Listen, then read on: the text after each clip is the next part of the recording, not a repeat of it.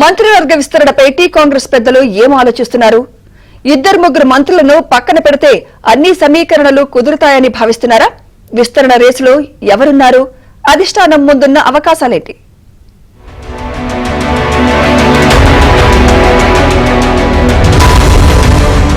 తెలంగాణ మంత్రివర్గ విస్తరణ రేపో మాపో ఉంటుందన్న ప్రతిసారి వాయిదా పడుతోంది.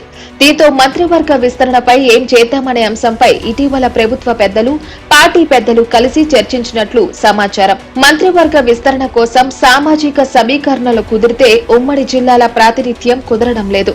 ఉమ్మడి జిల్లాల ప్రాతినిధ్యం కుదిరితే సామాజిక సమీకరణలు కుదరడం లేదని నేతలు చెబుతున్నారు.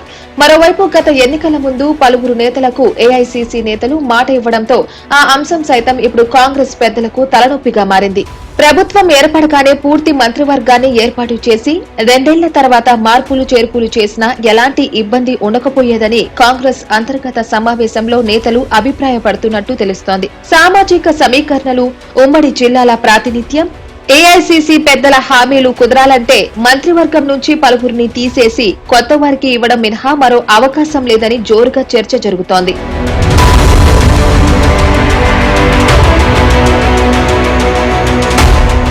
పార్టీ అధికారంలోకి వస్తే మంత్రి పదవులు ఇస్తామని ఏఐసీసీ పెద్దలు హామీ ఇచ్చారని, ఆ మాట నిలబెట్టుకోవాలని Munugode MLA Rajagopal Reddy, Chennur MLA Vivek Venkataswamy demand చేస్తున్నారు. ఉమ్మడి జిల్లాల ప్రాతినిధ్యంలో ఆదిలాబాద్ జిల్లాకు అన్యాయం చేయవద్దని మంచిర్యాల ఎమ్మెల్యే ప్రేమ్ సాగర్ రావు, రంగారెడ్డి జిల్లాకు ప్రాతినిధ్యం ఇవ్వాలని ఇబ్రహీంపట్నం ఎమ్మెల్యే మల్రెడ్డి రంగారెడ్డి, నిజామాబాద్ జిల్లాకు మంత్రి పదవి ఇవ్వాలని బోధన్ ఎమ్మెల్యే సుదర్శన్ రెడ్డి డిమాండ్ చేస్తున్నారు. సామాజిక వర్గాల వారీగా కూడా మంత్రి పదవుల కోసం గట్టి డిమాండ్ ఉంది.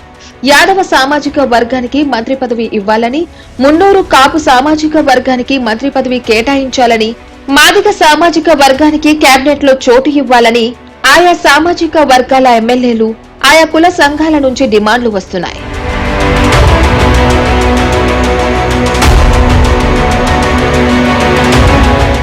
ఇవన్నీ జరగాలంటే ఉన్న 10 మంది మంత్రుల్లో 2-3 తప్పించాల్సి వస్తుందనే గుసగుసలు వినిపిస్తున్నాయి. దక్షిణ తెలంగాణకు సంబంధించిన ఓ మంత్రిని పక్కన పెట్టి ఏఐసీసీలో కీలకమైన పదవి ఇస్తే బాగుంటుందని, ఇదే ప్రాంతానికి చెందిన మరో మంత్రిని సైతం పక్కన పెట్టి ప్రభుత్వంలోనే కేబినెట్ ర్యాంకు పోస్టు ఇస్తే ఒప్పుకునే అవకాశం ఉంటుందని విశ్లేషణలు చేస్తున్నారు. ఉత్తర తెలంగాణ నుంచి సైతం ఒకరిని పక్కన పెట్టి పార్టీలో కీలక పదవి ఇస్తామని ఒప్పిస్తే కేబినెట్ కూర్పు చేయవచ్చని పార్టీ పెద్దలు ఆలోచన చేస్తున్నారు. 2-3 పక్కన పెట్టగలిగితే గ్రేటర్ పరిధిలో కాంగ్రెస్ కు ఎమ్మెల్యేలు లేనందున వేరే పార్టీ నుంచి బలమైన నేతను తీసుకుని మంత్రి పదవి ఇచ్చి గ్రేటర్ ఎన్నికల బాధ్యతను ఇస్తే కాంగ్రెస్ కు ఉపయోగపడుతుందనే చర్చ కూడా జరుగుతోంది.